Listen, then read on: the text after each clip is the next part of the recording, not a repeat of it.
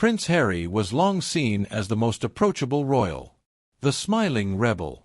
The one who broke protocol, joked with crowds, and seemed closest to ordinary people. But behind palace walls, many former staff members describe a far more complicated reality. So the question is not whether Prince Harry cared about people.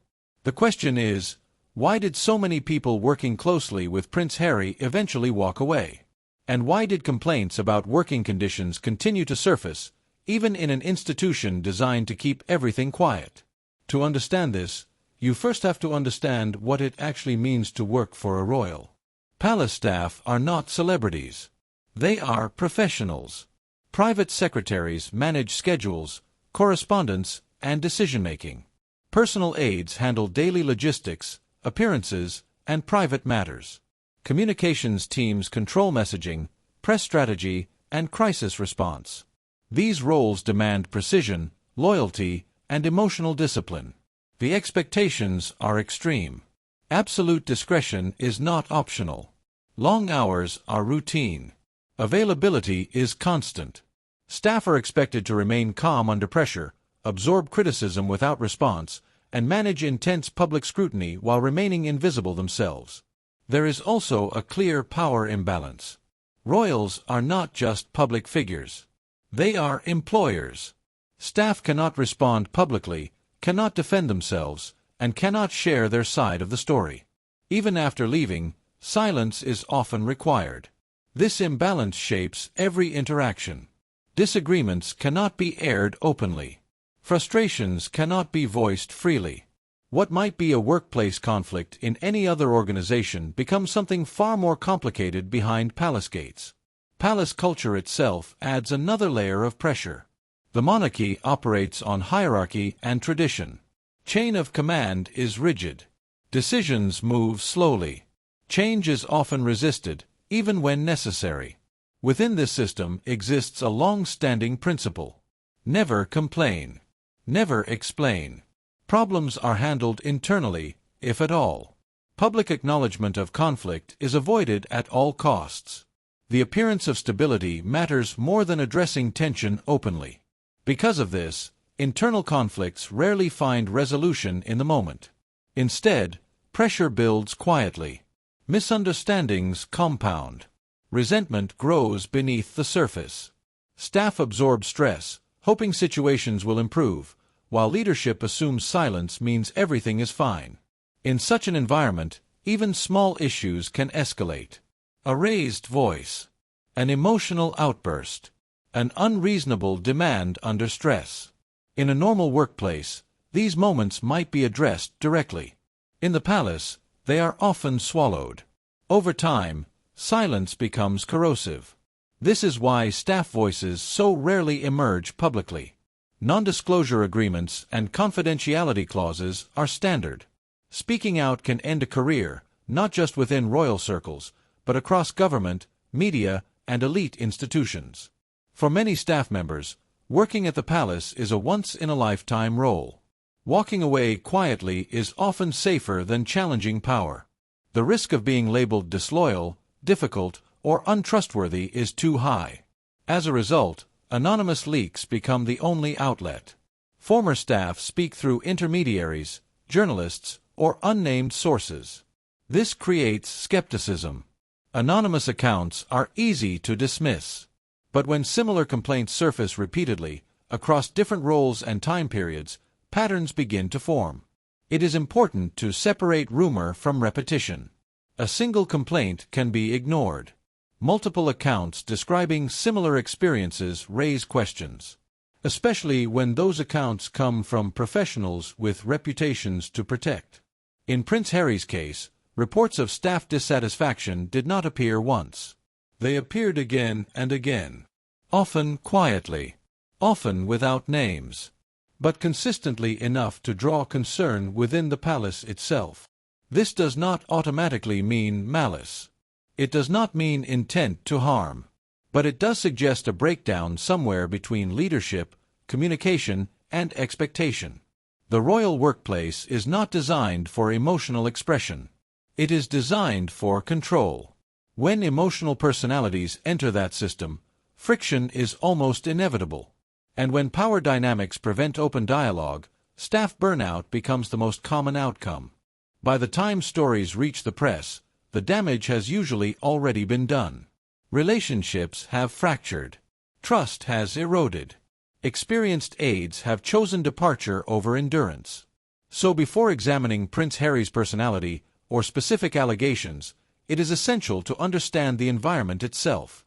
A workplace defined by silence, hierarchy, and imbalance is fertile ground for dissatisfaction, especially when expectations are unclear and emotions run high. In that world, leaving quietly often becomes the only form of protest available. And this is where the story truly begins.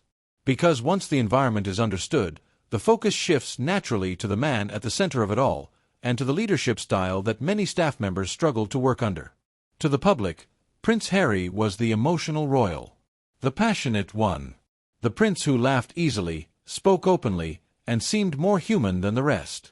That image earned him affection, especially compared to the formality of the institution he was born into. But inside the workplace, emotion can be a double-edged sword.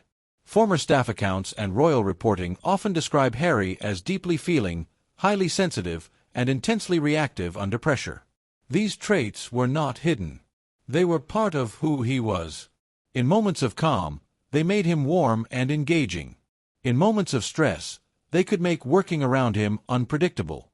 Reports describe mood shifts that staff struggled to anticipate. Decisions that changed quickly. Frustration that surfaced suddenly. Not constant anger, but emotional intensity that filled a room. For staff trained to remain composed and deferential, this created uncertainty. People did not always know which version of their employer they would encounter. In leadership roles, emotional regulation matters. And this is where problems often began.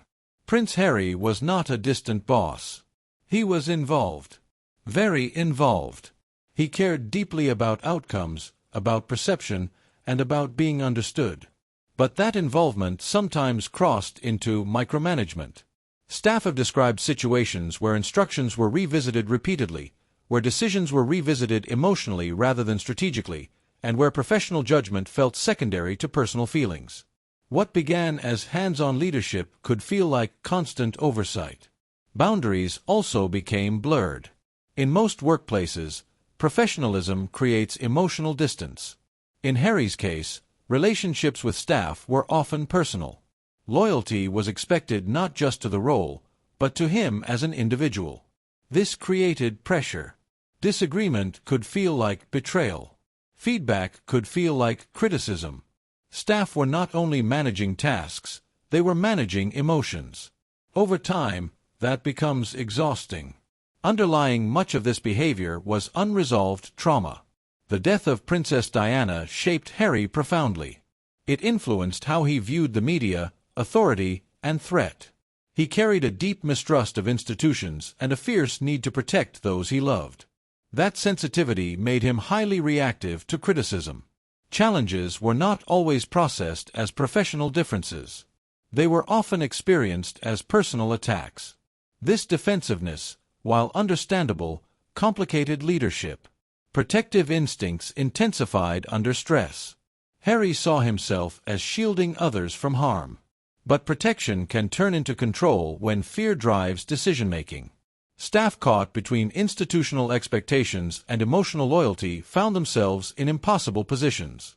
Trauma does not disappear with status. And when left unresolved, it can surface in leadership as volatility. Not cruelty, but intensity without pause. Everything shifted further after marriage. The arrival of Meghan Markle introduced a new dynamic into the workplace. The pace changed. Expectations shifted. Decision-making became faster, more assertive, and less deferential to tradition. This created a cultural clash.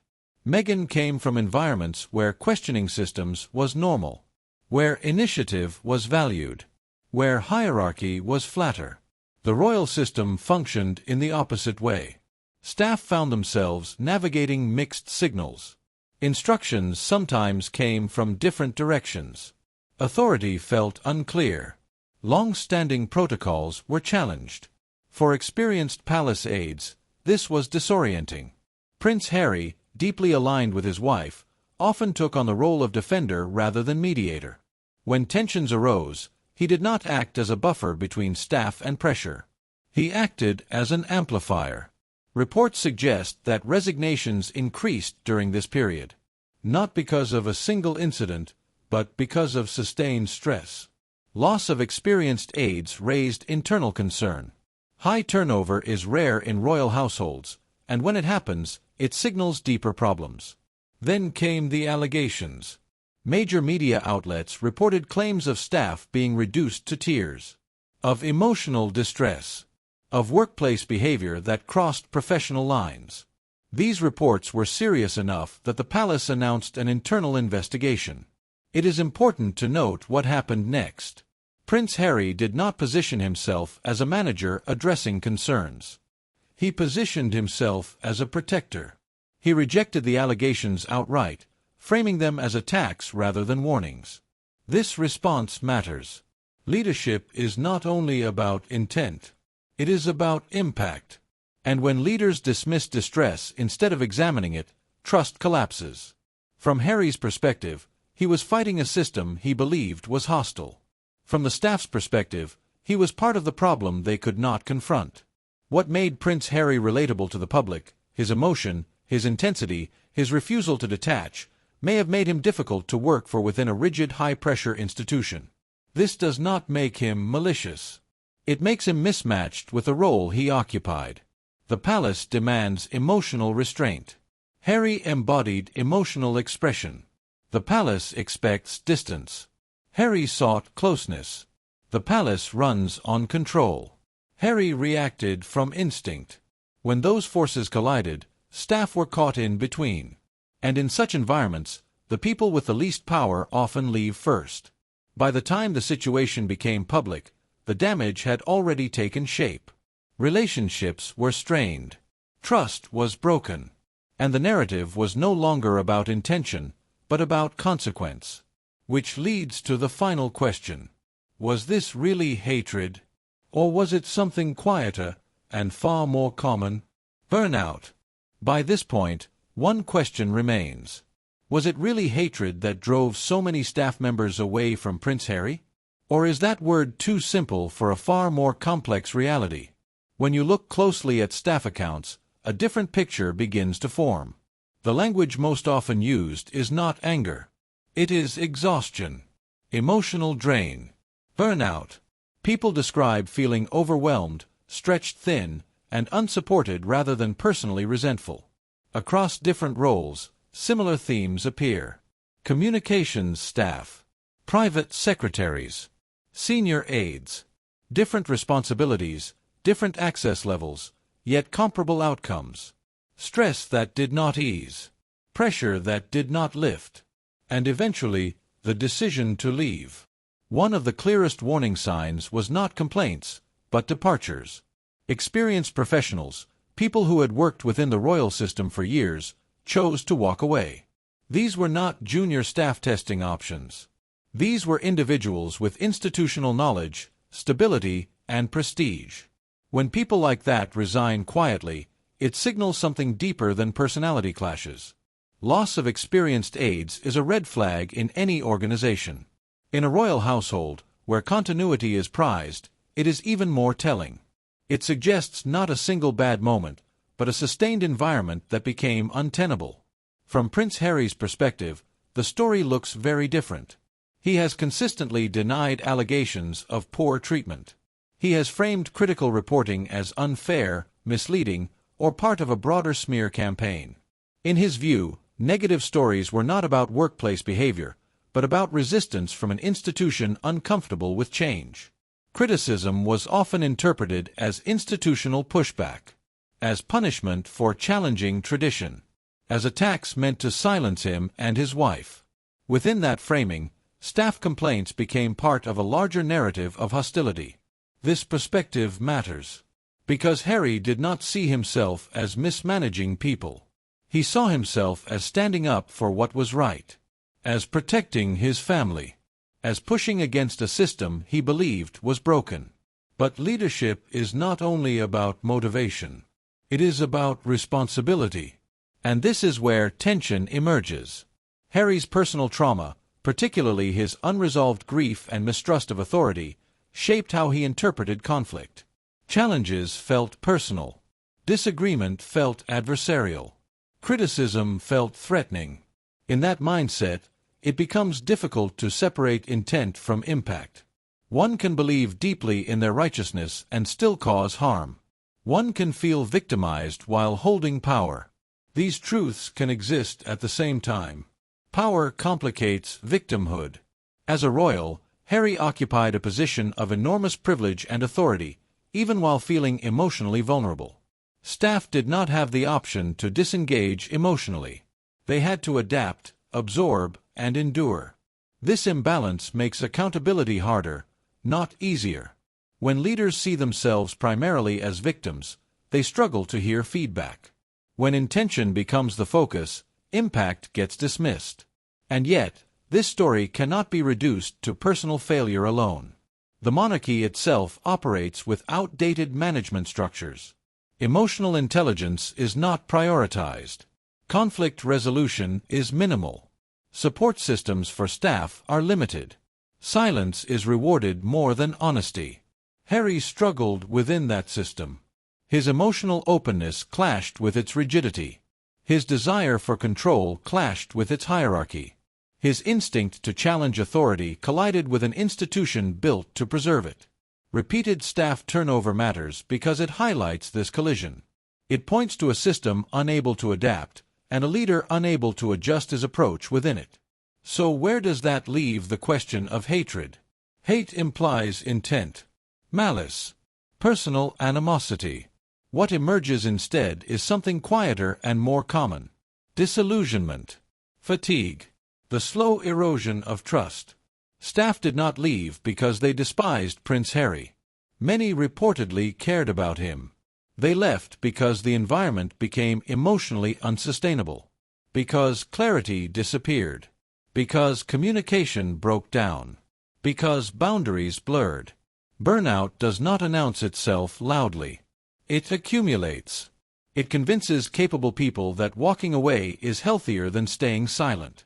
In the end, Prince Harry did not lose his team in a dramatic collapse.